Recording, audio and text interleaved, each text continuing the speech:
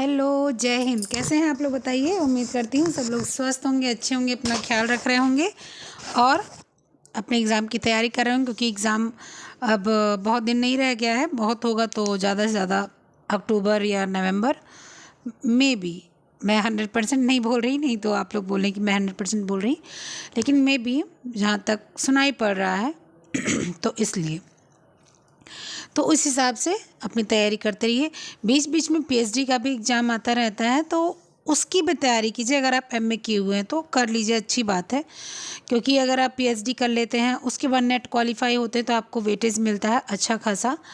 और अगर आप नेट नहीं पास हो रहे हैं, पीएचडी कर ले रहे हैं, तो भी आपको नेट क्लियर करने की ज़रूरत नहीं है। आप पीएचडी किए हैं तो भी आप डिग्री कॉलेज में आप जो है प्रोफेसर बन सकते हैं। तो इसलिए पीएचडी भी अनिवार्य है। और आपको बिना जो है ऑपरेशन किए हुए डॉक्टर की उपाधि मिल जाएगी। ठीक है, डॉक्टर फला, डॉक्टर फला, डॉक्टर फला। ठीक है, तो इसलिए आप पीएचडी भी करने की कोशिश कर सकते हैं। एंट्रेंस एग्ज़ाम होता है जैसे बीएड का होता है, उसी प्रकार से जैसे और आपकी चीज़ें होती हैं, उसी प्रकार से एंट्रेंस एग्ज़ाम होता है। इसका आप एंट्रेंस एग्ज़ाम दीजिए और आराम से आप अपने जो है इसको परस्यू कीजिए। अच्छा, इसके बारे में मुझसे कई लोगों ने पूछा था कि मुझे बता दीजिए कि इसको जो है अगर हम पढ़ें तो सिलेबस क्या है। तो सिलेबस सुनते चलिए, मैं बोलती चल रही हूँ, वीडियो बहुत लंबी नहीं करूँगी। ठीक है, तो आपको सिलेबस सुनते चलना है। ठीक है, पहले आ जाता है आपका food science and food service management. Food science and food service management मतलब कि आपका न्यूट्रिशन साइंस है। साथ ही साथ इसमें किस प्रकार से भोजन को परोसना है, किस प्रकार से होटल मैनेजमेंट है, किस प्रकार से सारे भोजन की जो है सर्विसेज करनी है, इसको देखना है। इसमें के बारे में आता है। सबसे पहले आ जाएगा आपका पूरा पूरा फूड साइंस एंड न्यूट्रिशन आ जाएगा। ठीक है, उसके बाद आ जाएगा प्रॉपर्टीज़ ऑफ फूड। फूड की क्या क्या प्रॉपर्टी हैं। ठीक है, फिजिकल एंड केमिकल प्रॉपर्टी, जो कि हम लोग एक्चुअली अपने न्यूट्रिशन साइंस में पढ़ते हैं कि आपने चावल खाया तो उसका क्या फ़ायदा हुआ, आपने कार्बोहाइड्रेट खाया उसका क्या फ़ायदा हुआ, आपने प्रोटीन खाया आपको आटे में क्या मिल रहा है, गेहूं के आटे में क्या मिल रहा है।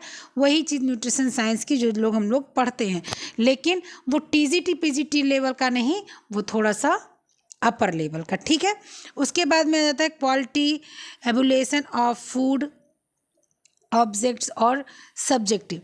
आपके जो फूड की क्वालिटीज़ है उसको आपको पढ़ना पड़ेगा, ऑब्जेक्टिव और सब्जेक्टिव दोनों। मतलब कि आपकी पर्सनल भी जानने पड़ेंगे, उसके साथ जो है क्या क्या है उसको भी जानने पड़ेंगे। वो सारी चीज़ें आपको जाननी पड़ेगी, यानी कि फूड की क्वालिटी को आपको समझना पड़ेगा। इसके बाद में क्या है, effect of cooking and processing technique on nutritional compound and other component and other physical parameter, food preservation and application. Effect of cooking मतलब कि आपका प्रभाव, कुकिंग का प्रभाव क्या पड़ता है फूड पर। प्रोसेसिंग टेक्निक, क्या जो है प्रोसेस करने की टेक्निक क्या क्या होती है, न्यूट्रिशनल कंपोनेंट्स क्या क्या होते हैं, और फिजिकल पैरामीटर्स क्या क्या होते हैं कि आपने खाए तो शरीर में किस हिसाब से लगते हैं। ठीक है, फूड प्रिजर्वेशन किस प्रकार से किया जाता है, एंड उस पर उसको एप्लीकेशन मतलब अप्लाई कैसे किया जाता है, मतलब कि आपकी जो है पूरी खाद्य संरक्षण विधि इसमें आपको पढ़नी है, जो कि आपको थोड़ी बहुत मिलती है टीजीटी पीजीटी के लिए। अगर आपने एलटी की तैयारी करने के लिए बुक ले रखी है तो उसमें अच्छा खासा मिल जाता है। और पीएचडी का करने के लिए तो आपको बुक अगर लेना होता तो अलग से न्यूट्रिशन साइंस का बुक आपको लेना पड़ता है, जिसमें आपकी न्यूट्रिटिव वैल्यू के बारे में जानकारी होती है। मैं बुक भी बता दूंगी आपको, अभी तो फिलहाल इसको समझ लीजिए। उसके बाद में आपको क्या आ जाता है, उसके बाद में फूड पिगमेंट्स एंड एडिटिव्स, मतलब कि फूड पर किस प्रकार से दाग, किस प्रकार से आपको जो है एडिटिव्स होते हैं, किस प्रकार से आपको उसको जोड़ना है, उसमें क्या चीज़ें डालनी वाली है। ठीक है, फूड को किस प्रकार से आप एडिटिव से उसको जो है आप मिलाएंगे, आप फूड को किस प्रकार से आप उपयोग करेंगे उस प्रकार से। ठीक है, ये सारी चीज़ें इसमें आएंगी। इसके बाद food standards, microbiological safety of food, HACCP, food packaging. आपको फूड स्टैंडर्ड्स को जानना है, जो आपकी संस्थाएं फूड स्टैंडर्ड्स की आती हैं जो हम लोग पढ़ते हैं। माइक्रोबायोलॉजिकल जो होता है द माइक्रोबायोलॉजिकल सेफ्टी, मतलब कि आपकी किस प्रकार से इस प्रकार की सेफ्टी होती है, माइक्रोबायोलॉजिकल के हिसाब से सेफ्टी होती है। फूड की HACCP मैंने जब अभी आपको कराया था यूथ का, उसमें मैंने फुल फॉर्म बताया था, तो जितने लोगों ने देखा उन लोगों को पता होगा, जिसने नहीं देखा उनको नहीं पता होगा, तो पीछे जाकर जरूर देखिएगा। फूड पैकेजिंग किस प्रकार से होती है इसकी जानकारी आपको करनी है। उसके बाद में आपका क्या जाता है,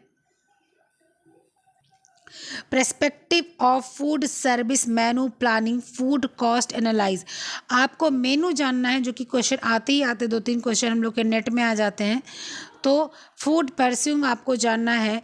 उसके बाद में मेनू आपको जानना है, किस प्रकार से मेनू बनता है, ठीक है। उसके बाद फूड कॉस्ट एनालिसिस, आपने फूड कॉस्ट की एनालिसिस करनी है, ठीक है। ये आपको PhD के बारे में जानना है। ये मैं आपको बता दूं, ये जो मैं बता रही हूँ ना, अगर आप इतना पढ़ लेंगे तो आप किसी भी कॉलेज का आप जो है देंगे एग्ज़ाम, वो आपके लिए अच्छा होगा।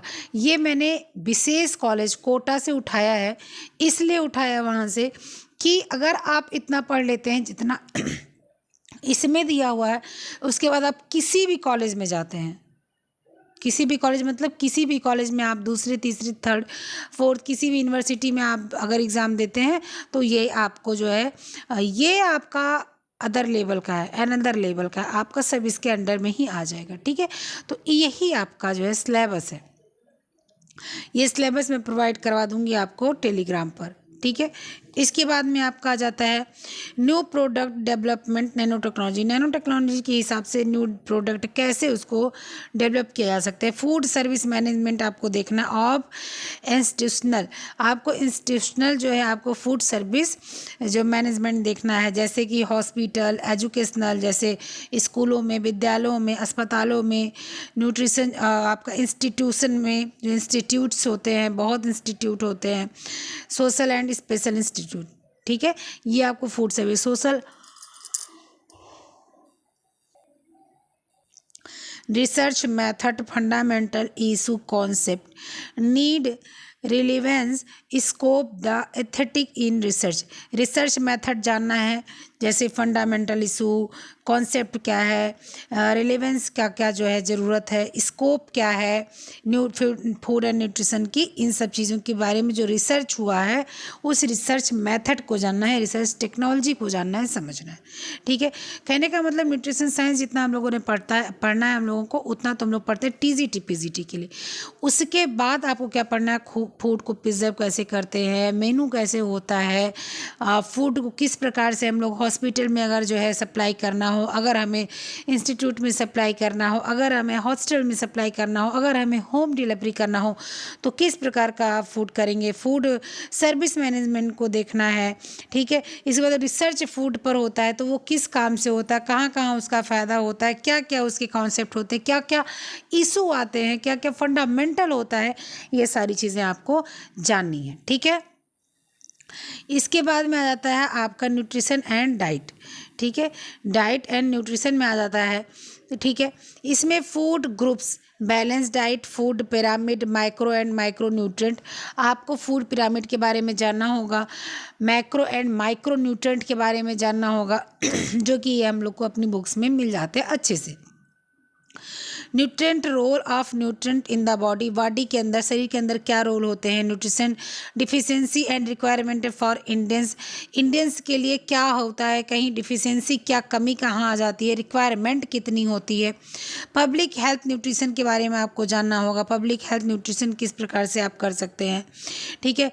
न्यूट्रिशन थ्रोट लाइफ स्पैन, क्या बोलते हैं, psychological change, growth and development from conception of adolescence, मतलब कि आपने फिजियोलॉजिकल शारीरिक रूप से क्या बदलाव आया है, मानसिक रूप से क्या बदलाव आया है, शरीर में क्या बदलाव आया है, किस प्रकार से ग्रोथ हुआ है बढ़ते समय, बच्चों के समय, ये सारी चीज़ें किस प्रकार से, न्यूट्रिशन नीड एंड डाइट्री, किस प्रकार से आपको आवश्यकता होती है न्यूट्रिशन की, आपकी डाइट्री किस प्रकार से होनी चाहिए, ये गाइडलाइंस जो है आपको पता होनी चाहिए। For adequate nutrition through life cycle nutrition concern, मतलब कि आपको न्यूट्रिशन को ध्यान में रखते हुए ये सारी चीज़ों को देखना है, ठीक है, ये सारी चीज़ों को देखना है। इसके बाद में आ जाता है आपका community nutrition, sport nutrition, nutrition in emergencies and disaster. आपको देखना है जो कम्युनिटी मतलब संस्था है, कौन सी संस्था है, किस प्रकार की संस्था है जो स्पोर्ट न्यूट्रिशन के लिए काम करती है, इमरजेंसीज के लिए काम करती है, किसी डिजास्टर के लिए, किसी जो है आपका भूकंप आ जाता है, आपका बाढ़ आ जाता है, बादल फट जाता है, उसके लिए डिजास्टर्स के लिए किस प्रकार से न्यूट्रिशन साइंस का काम होता है, किस प्रकार से डाइट की काम होती है, ये आपको जानना है। इसके बाद में आपको क्या आ जाता है न्यूट्रिशनल असाइनमेंट मेथड टेक्निक, ये सारी चीज़ें आपको टेक्निक और असाइनमेंट को देखना है, ठीक है। National intervention, national nutrition policies and programmes, food and nutrition security. आपको जो है न्यूट्रिशन इंटरवेंशन के बारे में, नेशनल न्यूट्रिशन क्या हो पॉलिसी क्या है एंड प्रोग्राम्स उसके क्या है, फूड एंड न्यूट्रिशन सिक्योरिटी क्या है, ये सारी चीज़ आपको समझनी होगी। किस में? डायटिक्स में, न्यूट्रिशन एंड डायटिक में। इसके बाद में आपका क्या आ जाता है क्लिनिकल एंड थेरेपेटिक न्यूट्रिशन क्या होता है, मतलब कि आपकी क्लिनिकल और थेरेपेटिक डाइट क्या होती है, जो कि हम लोग क्या बहुत कम जो है, बहुत 2-4 शब्दों में 1-2 पेज में लिखा हुआ है। आपकी जो है प्राथमिकता में, आप जब बीमार हो जाते हैं उसमें आपको क्या उपचार देना है। मान लीजिए हड्डी टूट गई है तो क्या उपचार देना है, मान लीजिए मांसपेशी में चोट लग गया क्या उपचार देना है, मान लीजिए हार्ट की समस्या है, ब्लड शुगर है, शुगर लेवल है, शरीर में शुगर की समस्या है, प्रोटीन कम है, या आपको जो है कैंसर से कोई लड़ रहा हो, तो इस तरह से कौन सी डाइट देनी, ये जानना है।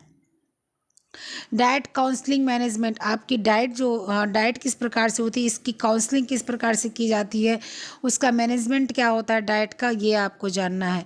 ये सारी चीज़ें आपके इसमें सिलेबस में आ रही हैं। इसके बाद में रिसर्च मेथड आपका रहेगा, रिसर्च डिज़ाइन, प्रिंसिपल और पर्पज ऑफ रिसर्च। रिसर्च आपका रहेगा, रिसर्च आपका नेट में भी आता है, रिसर्च आपका इसमें भी आएगा ही आएगा, ठीक है। इसके बाद में आपका क्या है टेक्सटाइल आ जाता है। टेक्सटाइल में आपका क्या है, आइए देख लीजिए। टेक्सटाइल टेक्नोलॉजी समझनी होगी, फाइबर की, यान की, वीव की, वी मतलब बुनाई की, फैब्रिक की, ईटीसी, ठीक। ईटीसी मतलब समझिए जैसे अपना आपका जो है वस्त्र विज्ञान है, पूरा समझ लीजिए उसको। क्लासिफिकेशन फाइबर्स के आने चाहिए, यान और वीव क्या होता है, ठीक है। जो है identification of fibre and weaves, ठीक है, मतलब कि वीविंग और आपका जो है नीटिंग, इन सब की पहचान होनी चाहिए। फाइबर्स किस प्रकार के होने चाहिए, कौन से मोटे, कौन से पतले, कौन से मुलायम, कौन से जो है कड़े, ये चीज़ें आपको पता होनी चाहिए, ठीक है। Manufacturing process of major natural and man made fibres properties and their and uses. Manufacturing process आपको समझने हैं, मैन मेड जो है फाइबर्स, नेचुरल फाइबर्स के प्रॉपर्टीज़ समझनी है, ठीक है, उनके आखिरी तक उपयोग समझना है, एंड यूज़ आखिरी यूज़ तक समझना है। Different method of fabrics, different अलग अलग तरीके फैब्रिक्स को देखना है, ठीक है। Constructions, woven knitting and non woven fabrics, their properties and end uses. आपको जो है वोवेन जो है प्रॉपर्टीज़ देखनी है। वोवेन मतलब जो आपकी मशीन द्वारा बुनाई होती है, कौन सी मशीनी बुनाई है, कौन सी नॉन मशीनी बुनाई है, कौन सी नीटिंग है, जो हाथ से स्वेटर वगैरह बुने जाते हैं, ये आपको देखने हैं, ठीक है। इसके बाद में आपको क्या देखना है the properties of and use, अब उसके आखिरी तक की प्रॉपर्टीज़ क्या है उपयोग करने तक की, वहाँ तक समझना है। फिर textile finishing classification process and आपका पर्पस ऑफ फिनिशिंग, तो आपकी टेक्सटाइल फिनिशिंग को देखना है, क्लासिफिकेशंस बंटवारा किस प्रकार से किया है, प्रोसेस किस प्रकार से, पर्पस क्या है ऑफ फिनिशिंग की। फिनिशिंग की होती है जो कि मर्सराइजिंग आपकी आ जाती है, सनफ्राइजिंग आ जाती है, आपकी कैलेंडरिंग आ जाती है, आपकी जितनी भी फिनिशिंग है वो क्यों होती है, किस लिए होती है, किस प्रकार से होती है, ये भी आपको जानना है।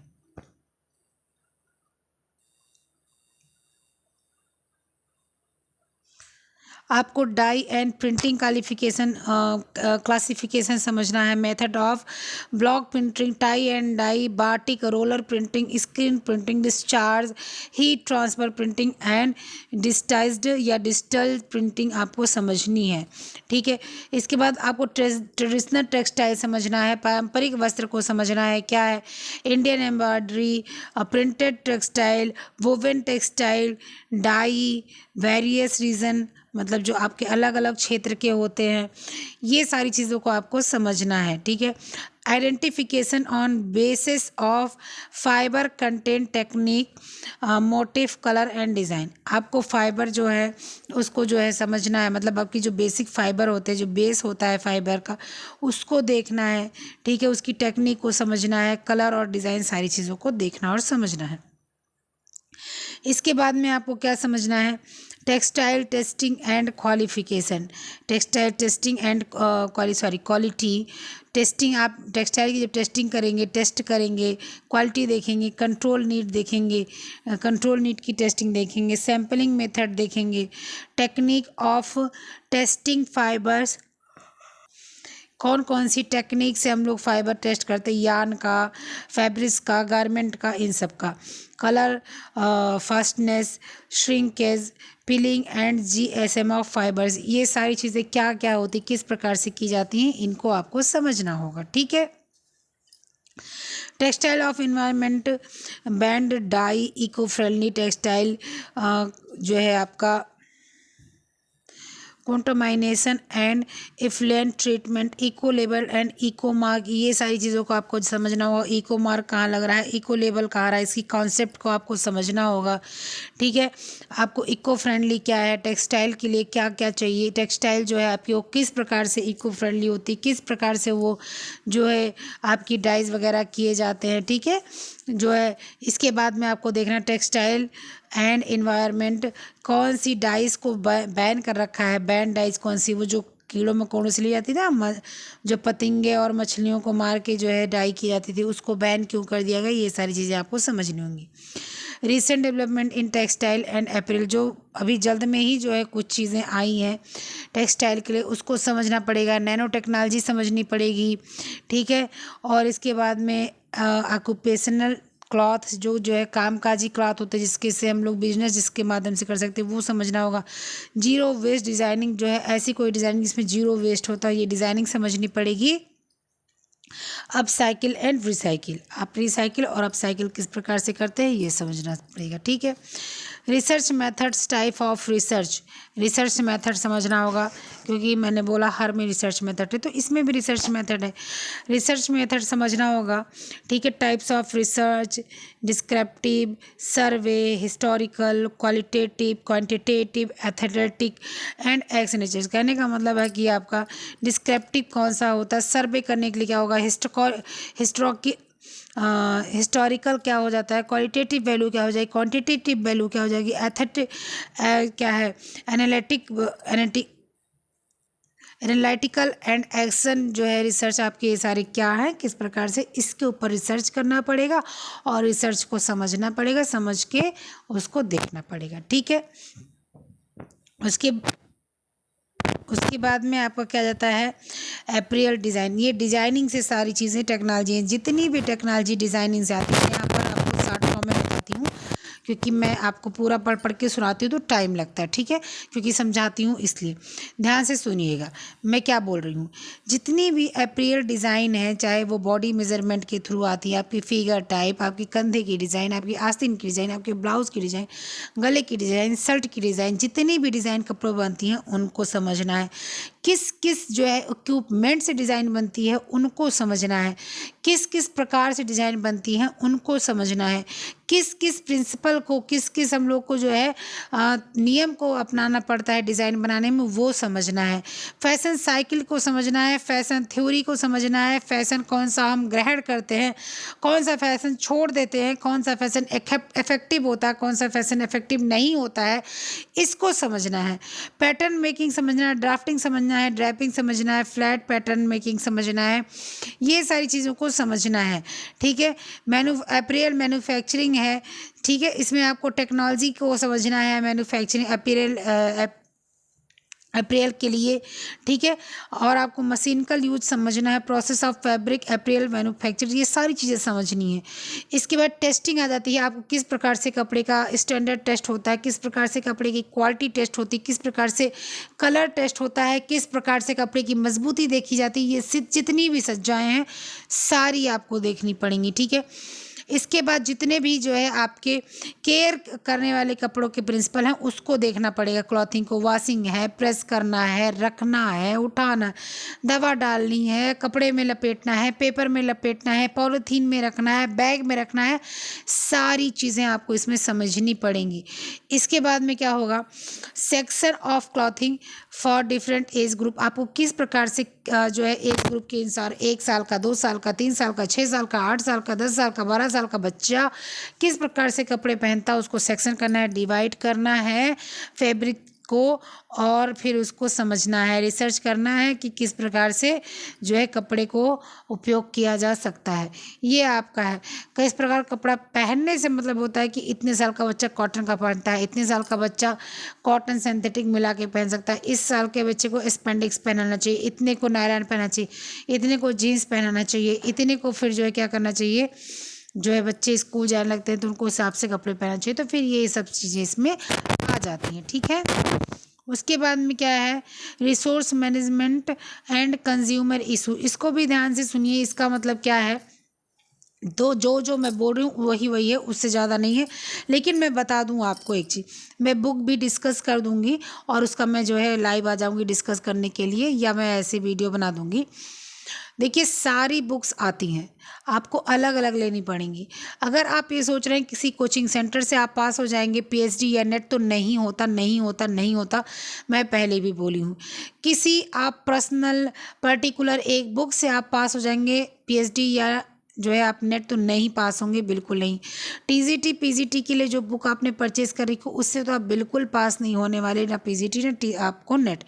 आपको इसके लिए हर एक बुक आती है। आप जो है वस्त्र विज्ञान की बुक लेंगे तो उसमें आपके दाग धब्बे छुड़ाने वाली बुक्स अलग आएंगी, आपको डिज़ाइन वाले बुक्स अलग आएंगी, आपके जो मैनेजमेंट होम मैनेजमेंट है उनकी 2-3 बुक्स आती है, सारी चीज़ें आती है। अगर आपको पीएचडी या नेट क्लियर करना है तो आपको थोड़ा सा तो खर्चा करना पड़ेगा बुक पर।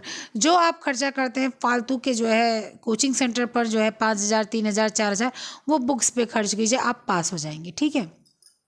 चलिए, अब इसमें आपको मैनेजमेंट पे क्या समझना, अप्रोच समझना है, मैनेजमेंट ऑफ टाइम समझना, एनर्जी मनी, मतलब कि आपको मैनेजमेंट समझना। हम लोग क्या क्या मैनेजमेंट होता है टीजीटी पीजीटी में क्या बताया जाता है, टाइम का मैनेजमेंट, समय व्यवस्थापन, कार्य व्यवस्थापन, धन व्यवस्थापन, ये तो मेन है ही, स्पेस व्यवस्थापन आपको, फिर मोटिवेशन थ्योरी, ये सारी डिज़ाइन वगैरह जो है आपको समझनी है, प्लानिंग समझनी है, किस प्रकार से काम किया जा रहा है, कंट्रोल कहाँ पर करना है, कहाँ पर व्यवस्थित करना है, कहाँ पर आपको मूल्यांकन करना है, लाइफ साइकिल क्या है, आपको ये सारी चीज़ें समझनी, रिसोर्स देखना है, किस प्रकार से आपकी कहाँ कहाँ से आपके रिसोर्सेज हैं काम करने के, ठीक है।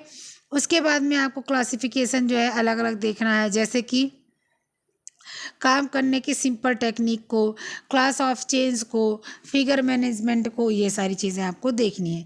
फिर मैनेजमेंट ऑफ नेचुरल रिसोर्स, जैसे आपको धरती से क्या मिल रहा है, जंगल से क्या मिल रहा है, पानी से क्या मिल रहा है, आग से क्या मिल रहा है, ये सारी चीज़ें देखनी है आपको। किस प्रकार से हार्वेस्टिंग होती है, किस प्रकार से खेती बाड़ी होती है, ये सारी चीज़ें देखनी है। मनी मैनेजमेंट करना है, फैमिली के लिए, बैंक के लिए, बजट के लिए, सारी चीज़ों के लिए करना है।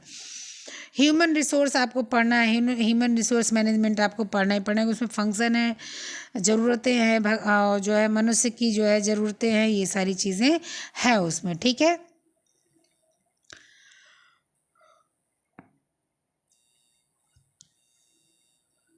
उसके बाद में आपको क्या करना है, मैन पावर प्लानिंग देखनी है, और ये सारी चीज़ें आपको देखनी है। कंज्यूमर आपको देखना है, कंज्यूमर के क्या है, राइट है, रोल है, क्या चीज़ें हैं। हम लोग उपभोक्ता हैं, उपभोक्ता और जो है आपके जो उपभोक्ता होते हैं उनके कितने अधिकार होते हैं, कौन कौन से अधिकार होते हैं, क्रेता विक्रेता। क्रेता हमें खरीदने वाले, हमारे अधिकार क्या है, हमको किस प्रकार से समझा जाता है, किस प्रकार से हमारा उपयोग होता है, ये सारी चीज़ें समझनी है, ठीक है। इसके बाद में कंज्यूमर ऑर्गेनाइजेशन होता है, कोऑपरेटिव्स होते हैं, ये सारी चीज़ों को देखना है, ठीक। फिर एंटरप्रेन्योरशिप होता है, कॉन्सेप्ट उसको समझना है, प्रोसेस समझना है, बैरियर समझना है, ठीक है। और सारी चीज़ें जितनी भी एंटरप्रेन्योरशिप के अंतर्गत आती हैं, जितनी भी चीज़ें इंटरप्रेन्योरशिप के अंदर आती हैं, वो सारी चीज़ें आपको समझने की इंटरप्रेन्योरशिप पूरा पढ़ना होगा। रिसर्च मेथड्स को समझने होंगे, sampling technique, types of sample जो है, सैम्पलिंग जो है आपका produce, probability and non probability sampling, ये सारी चीज़ें आपको समझनी ही हैं।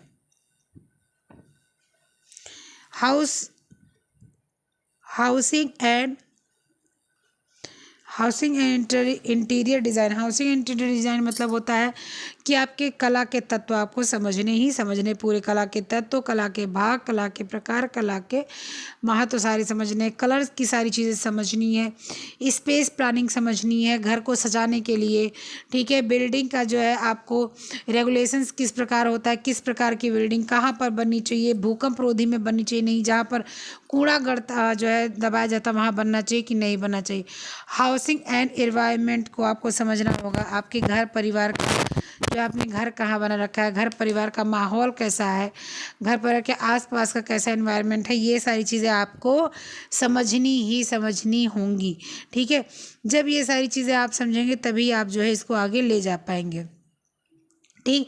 इसके बाद इंडोर आउटडोर के बारे में भी समझना होगा, एनर्जी रिसोर्स के बारे में समझना होगा, एनर्जी मैनेजमेंट के बारे में समझना होगा, आपके डिज़ाइन थिंकिंग प्रोसेस को समझना होगा, ये सारी चीज़ें समझनी होगी। इसके बाद product design, design thinking process, diffusion and innovation, design communication और एर्गोनॉमिक कंसीडरेशन, ये सारी चीज़ें आपको देखनी होंगी। मतलब कि क्या है इसमें कि आपकी जितने डिज़ाइन कम्युनिकेशन है उसको देखने होंगे, डिज़ाइन करने वाले जितने एर्गोनॉमिक्स हैं उनको समझने होंगे, ठीक है। इसके बाद एर्गोनॉमिक्स आपको समझना होगा।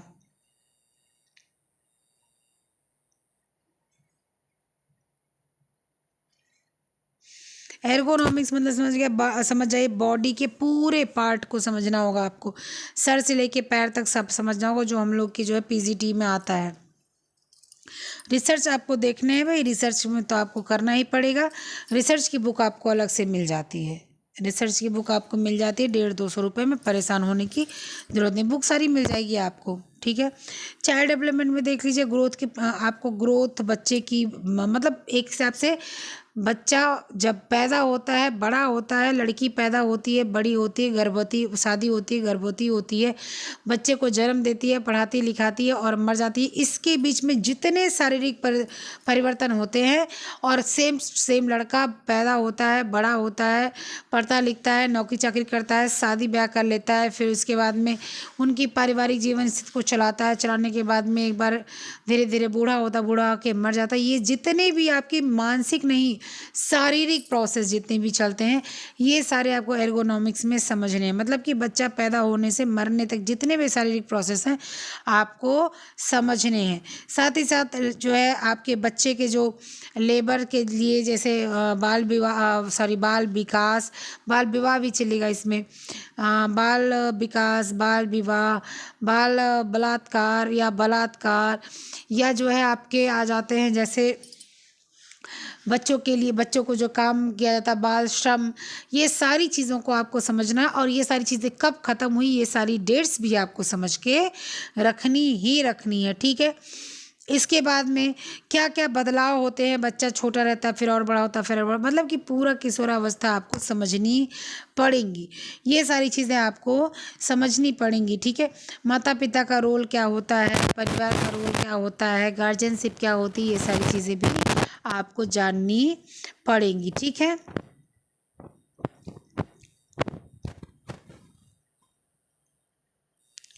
इसके बाद में आपका क्या आ जाता है, ageing physical and psychological change and care need, आपको सारी उम्र के साथ साथ शारीरिक और मानसिक बदलाव को देखना है। फिर रिसर्च है, आपके पूरे समझिए सब्जेक्ट के ऊपर रिसर्च है। फिर आपका आता है फैमिली स्टडीज़। फैमिली स्टडीज़ में क्या आता है कि पूरे परिवार के ऊपर जितनी भी स्टडीज़ हैं उनको समझना है, ठीक है। मैरिज किस प्रकार से है, मैरिज कौन कौन सा है, कितने प्रकार का विवाह है, कितने प्रकार का संस्कार है, 8 प्रकार का विवाह है, 16 प्रकार का संस्कार है, ये सारी चीज़ें आपको जाननी होंगी। सारे विवाह जाने होंगे, कौन कौन से विवाह हैं, गंधर्व विवाह, दैव विवाह, पिशाच विवाह, राक्षस विवाह, गंधर्व विवाह, मानव विवाह, जितने भी विवाह हैं वो सारे विवाह को जानने पड़ेंगे आपको, ठीक है। आप वेलफेयर अप्रोच देखेंगे, फैमिली के मतलब फैमिली किस में जो है कहाँ उसका सही है, क्या गलत है, उसको क्या क्या चाहिए, क्या क्या नहीं चाहिए। डोमेस्टिक वायलेंस कौन कौन सा होता है, उससे किस प्रकार से छुटकारा पाया था, उसके लिए क्या एग्रीमेंट आया है, ये सारी चीज़ें, ठीक है। एजुकेशन क्या है आपके फैमिली का, फैमिली किस प्रकार से आप फैमिली को सपोर्ट करते हैं, फैमिली को आपको सपोर्ट करना चाहिए, ठीक है, ये आपको जानना होगा। फैमिली का पढ़ा लिखा जो है होना अनिवार्य है। फैमिली को किस प्रकार से हम पढ़ा लिखा सकें, अपने बच्चों को कैसे पढ़ा लिखा सकें, ठीक है। फिर आपको अधिकार जानना होगा, बच्चों का, औरतों का, बालों का, सब का जो है जानना होगा। हेल्थ के बारे में जानना होगा, आपकी पूरी लाइफ, इस पूरी लाइफ जो आपने स्पेंड कर रखी है, जो पूरी लाइफ आपकी घूम रही है, उसके हेल्थ के बारे में आपको जानना होगा, बहुत ही ज़रूरी है जानना, ठीक है। उसके बाद फिर वही अपने जो है सब्जेक्ट के ऊपर आपको क्या करना है, सब्जेक्ट के ऊपर आपको पूरा ध्यान देना है, पूरा रिसर्च करना है। उसके बाद में आ जाता है आपका कम्युनिकेशन। कम्युनिकेशन मतलब आपका आ गया प्रसार शिक्षा। प्रसार शिक्षा में पहले तो आप अपनी बुक पूरी तैयार करेंगे जो टीजीटी पीजीटी के लिए मिलती है। उसके बाद में आपको कुछ नहीं है, उसके बाद में यही सारी चीज़ें हैं। आपको मॉडल वगैरह पढ़ना है, मॉडल वगैरह आपको बुक में मिल जाएगा, ठीक है। फिर आपको जो है जितनी भी बिहेवियर्स होते हैं सारी चीज़ों के, वो आपको पता करने होंगे, कैसे लोगों से बातचीत करनी है, किस प्रकार से औरतों से बात करनी, किस प्रकार से पुरुषों से, किस प्रकार से बच्चों से, किस प्रकार से काम करवाना है, किस प्रकार से उनको थोड़ा सा और ऊपर लाना है, ठीक है।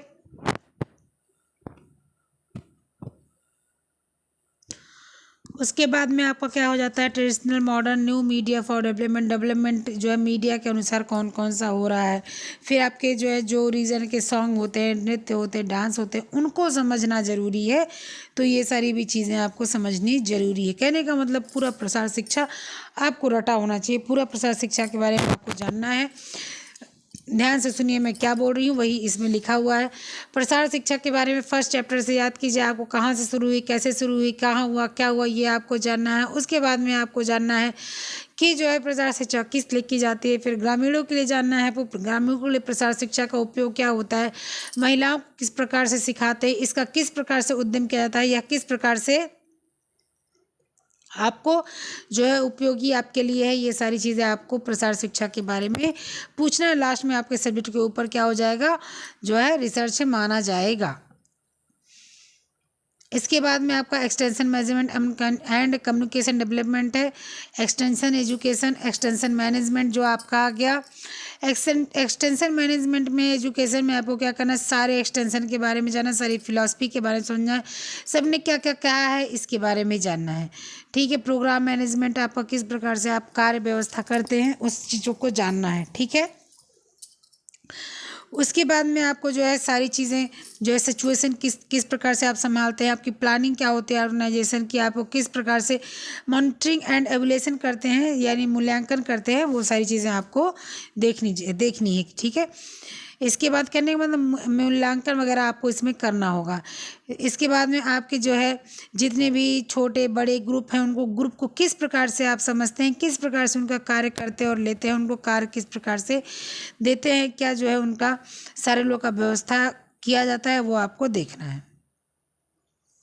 आपके जितने विजुअल एड्स हैं, नॉन विजुअल एड हैं, चाहे वो श्रवण वाला हो, चाहे वो देखने वाला हो, दृश्य विजुअल एड्स हो, और जो है आपके ओनली जो है नॉन विजुअल एड्स हों, आपके जो है सब ये सारे जो एड्स होते हैं जो है वो सारे एड्स के बारे में आपको जानना आना ज़रूरी है, ठीक है।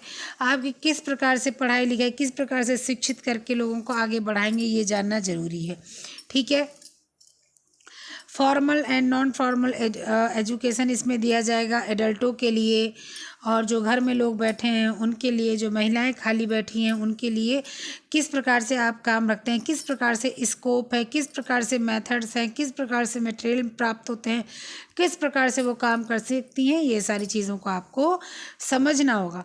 कुल कहने का मतलब ये है कि आपको एक ढंग की प्रसार शिक्षा की बुक चाहिए जिसमें सारी चीज़ें आपको दी हुई हों, आप एक भी शब्द छोड़े बिना पढ़ लें। कम्युनिकेशन कितने प्रकार के होते हैं, ये सारे कम्युनिकेशन को आपको समझना है, ठीक है। किस प्रकार से अप्रोच कम्युनिटी, जो है ऑर्गेनाइजेशन, लीडरशिप, सपोर्ट, ये सारी चीज़ें आपको समझ, किस प्रकार से आप लीडरशिप करते हैं, किस हिसाब से सामने वाले की इच्छा पूरी करते हैं, किस हिसाब से उनका हिसाब लगाते हैं कि वो कैसा काम कर रहे हैं, ये सारी चीज़ें आपको बतानी होंगी अपने एग्ज़ाम में, ठीक है। स्किल डेवलपमेंट आपको पता करना होगा, दो लोगों को बताने के लिए पढ़ना होगा। कम्युनिकेशन डेवलपमेंट आपको prospective, approach communication, organisation, leadership, ये सारी चीज़ें आपको देखनी होंगी, ठीक है।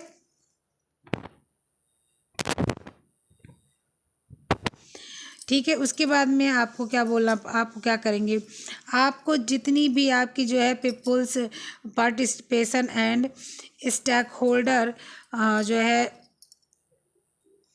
पर्सपेक्टिव पार्टिसिपेटरी लर्निंग एंड जो है एडिशन मेथड एंड टेक्निक्स, ये सारी टेक्निक्स जो होती हैं वो आपको जाननी हो, किस प्रकार से व्यवस्था की जाती है, किस प्रकार से लोगों के जो है लोगों को काम में मोड़ा जाता है, ये सारी चीज़ों को आपको जानना होगा।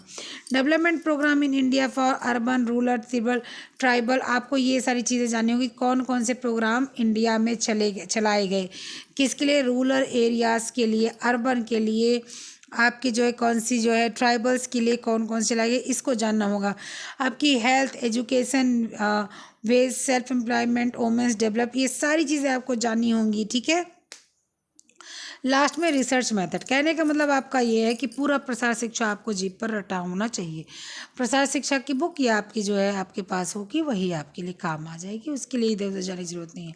न्यूट्रिशन साइंस की आपको बुक लेनी होगी, आपकी एक बुक से काम नहीं चलेगी। होम मैनेजमेंट की बुक भी लेनी पड़ेगी, चाइल्ड डेवलपमेंट की बुक भी आपकी चल जाएगी, वही जो आपके पास होगी, एक आध ना एक आध बुक होगी। तो ये आपके सारे सिलेबस थे पीएचडी के। जिसको लग रहा था कि पीएचडी का सिलेबस नहीं है वो उसको सुनेगा, सुनने पे पता चल जाएगा।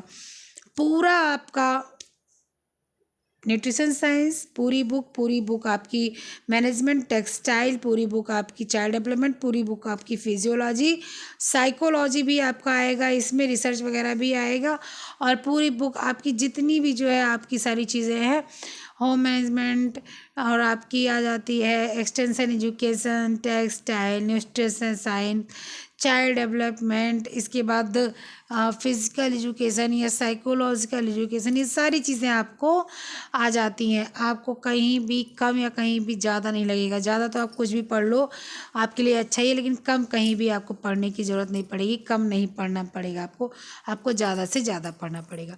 उम्मीद करती हूँ आपको पीएचडी का सिलेबस समझ में आ गया होगा, नहीं आया होगा तो आप जो है मुझसे बोलिएगा कि आपको कहाँ समझ में आएगा, मैं बताऊँगी। चलिए ठीक है, फिर मिलते हैं नेक्स्ट वीडियो में, तब तक के अपना ख्याल रखिएगा, पढ़ते लिखते रहिएगा, मस्त रहिएगा। ओके बाय, जय हिंद।